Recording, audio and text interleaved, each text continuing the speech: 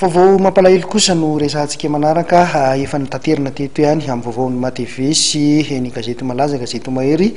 ny fahalasana n'ilay mpanamory fiarakodia sy mpitantana ny kluban'ny FMMSAM Erika Razafintsifera.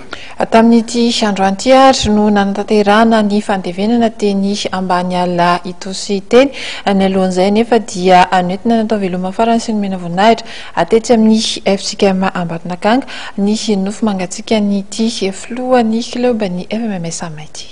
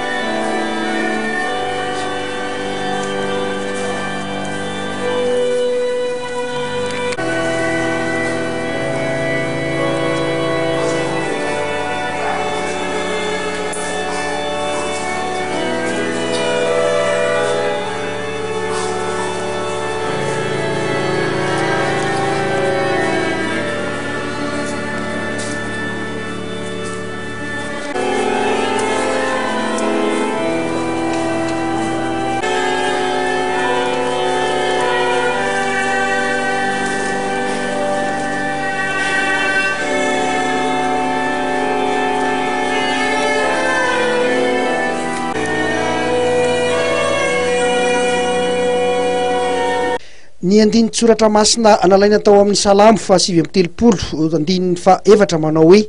Jehova ampafantaro ny farako aho aoka ho fantatro fa olon-kandalo aho no nisafidiny ny fianakaviany Erika Razafintsifera nandritra ny fanompoam-pivavahana ho fanomena amboninahitra an'Andriamanitra sy ho fampahirezana ny fianakaviana io maraina io tetsy amin'ny FJKM Ambatonakanga.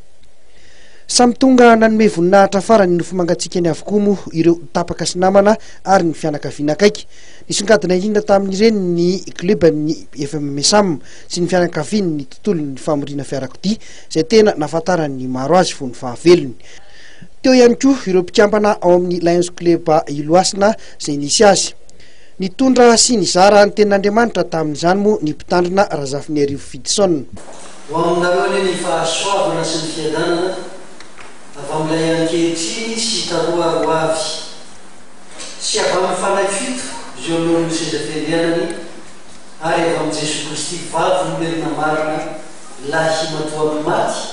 lehibe ny mpanjaka ny tany. Lohan'izao fahoriana midony izao dia miandretsika teto an-tranony masina ny tompo manokatra ny sandro handray antsika izy ary dia amin'ny finoana sy ny fanantenana manofosontsika mba hitondra ny mavesatra atsika eo amin'ilay manana ny teny fampiononana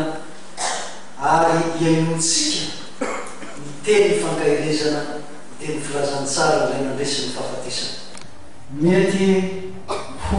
tapaka sy namana tsy mifakafohitra amin'ny ely ianareo, mety ho avana sy fianakaviana ianareo, mety ho mpiray fikambanana, ho mpiara-monina, mety ho mpiray finoana, ho mpiray fiangonana. Ianareo rehetra zany no tolorany fianakaviana ny fisaorana sy ny fankasitrahana Andriamanitra antenaina fa amary fitiavanareo ka azonareo mihery hatrany hatrany mbola anaovanareo zao asa tsara izao fa raha nisy ny zavatsara bibindrindra dia anisan'zonataonareo zao le tena namana mampondryavana dia zay tsy mahafoy eo anatin'ny fotoatsara ka ny tena sakaiza dia zay tsy manary ao amin'ny fitsapana namana sy sakaiza ianareo ary eo amin'i kristy izany fifamatorantsika izany taorino fitaompivavahana natao tao amin'ny efitrikay mambatana akany io dia nentina nalevina teny amin'ny fasandrazany eny ambany alaitosy ery tiarazafy tsy fera